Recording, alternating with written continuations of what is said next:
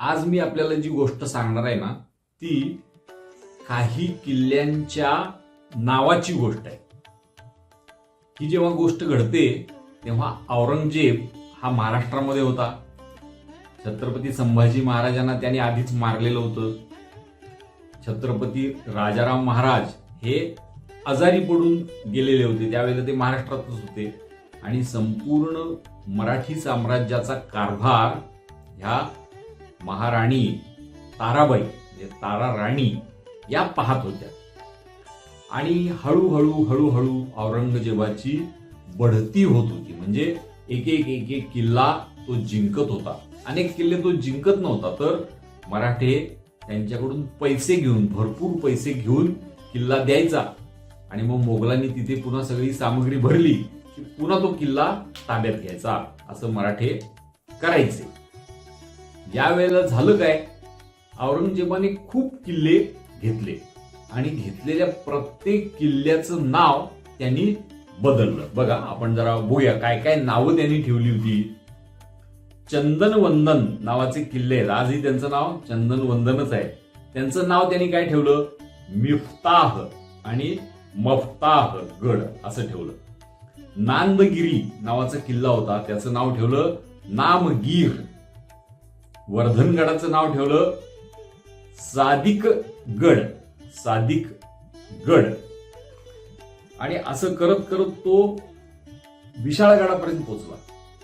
विशाळगड सुद्धा शिवाजी महाराजांचा किल्ला होता आणि तो किल्ला जिंकल्याची बातमी जेव्हा आली तेव्हा तो कुराण वाचत होता आणि त्यात तो वाचत असताना त्याच्या समोर शब्द होता र ख र ल ना. आणि त्याच वेळेला त्याला बातमी आली की विशाळगड जिंकला गेला. त्यांनी लगेच त्याचं नाव ठेवून टाकलं र ख र ल ना. मग पुढे त्यांनी तोरणा किल्ला घेतला, त्याचं नाव ठेवलं फुतुहल गैब. तोरणा किल्ल्याचं नाव काय ठेवलं, फुतुहल गैब. पुण्याचं नाव, आपलं पुणे, त्याचं नाव काय ठेवलं, मुहिदाबाद. आणि राजगड, जी राजांची पहिली राजधानी, त्याचं नाव ठेवलं नबीशाह गड. मग आज या किल्ल्याला आपण या नावाने ओळखतो का, नाही ओळखत. मग ही नावं पुन्हा बदलली कोणी, त्यांची हिंदू नावं ही पुन्हा कोणी ठेवली.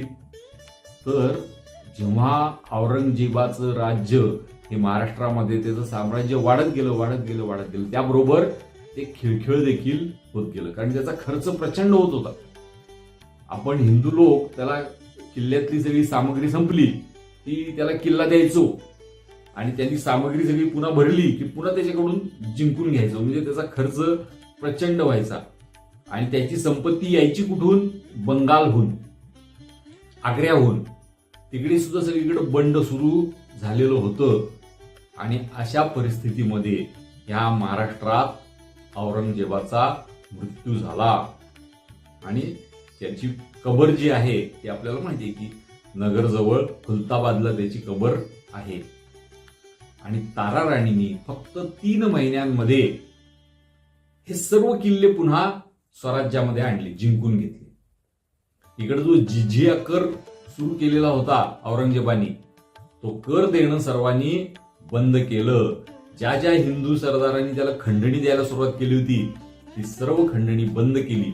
आणि तारा राणींनी सगळ्यात महत्वाची गोष्ट काय केली, तर औरंगजेबानी ज्या ज्या किल्ल्यांची आणि शहरांची नावं बदलली होती आणि मोगली नावं ठेवलेली होती, ती सर्व नावं कुणी बदलली, तर ती महाराणी ताराबाई यांनी बदलली. हे त्यांचं अतिशय महत्वाचं काम आहे की जे आपण आपल्या इतिहासामध्ये लक्षात ठेवलं पाहिजे. आजही आपल्या देशामध्ये अशी खूप नावं आहेत. औरंगाबाद नाव होतं एका शहराला, ते आता छत्रपती संभाजीनगर असं केलेलं आहे. अहमदाबाद नाव आहे अजून, खरं त्याचं नाव काय आहे, कर्णावती. अजून ते नाव कर्णावती झालेलं नाही. पण ताराबाई, महाराणी तारा राणी यांनी आपल्याला ही दिशा दिलेली आहे की परकीयांनी आपल्यावर सत्ता गाजवली त्यावेळेला त्यांनी आपल्या काही शहरांना, ठिकाणांना, किल्ल्यांना त्यांची नावं दिली. आता आपलं राज्य आल्यानंतर आपण पुन्हा आपली नावं त्यांना द्यायची. हा हा मार्ग आपल्याला तारा राणींनी दाखवलेला आहे आणि आपणही काही शांत बसलेलो नाही. हळूहळू हळूहळू आपण ती नावं बदलतोय. अलाहाबाद नाव होतं, त्याचं मूळ नाव प्रयागराज, ते आता पुन्हा केलेलं आहे. अशी सर्व जी काही विदेशी शासकांनी ठेवलेली नावं आहेत ती हळूहळू बदलली जातील आणि आपली मूळ नावं ही पुन्हा येतील. महाराणी ताराबाई की जय. छत्रपती शिवाजी महाराज की जय. भारत माता की जय.